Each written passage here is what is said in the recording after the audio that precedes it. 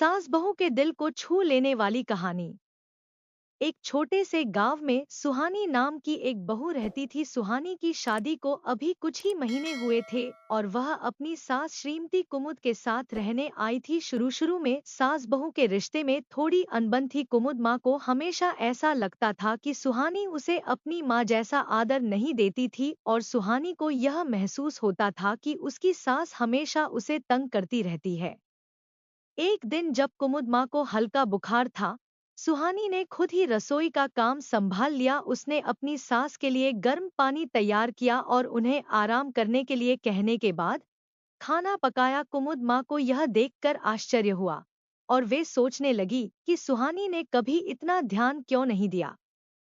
सास को देखकर सुहानी ने धीरे से कहा, माँ, आपको कभी कोई तकलीफ हो तो बताइए, मैं आपकी सेवा करना चाहती हूँ।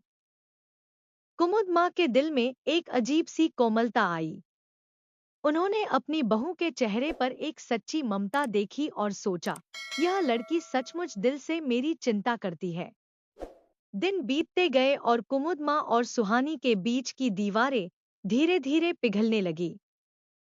दोनों एक दूसरे के सुख दुख में होने लगे। सास ने बहू से कहा, अब मुझे तुम्हारे साथ रहकर सुकून मिलता है, बेटी। तुम सच में मेरी बेटी जैसी हो। सुहानी मुस्कुराई और बोली, माँ, अब हम दोनों एक परिवार हैं। उन दोनों के रिश्ते ने यह साबित कर दिया कि सास बहू का प्यार केवल समझ और सामंजस्य से ही संभव है।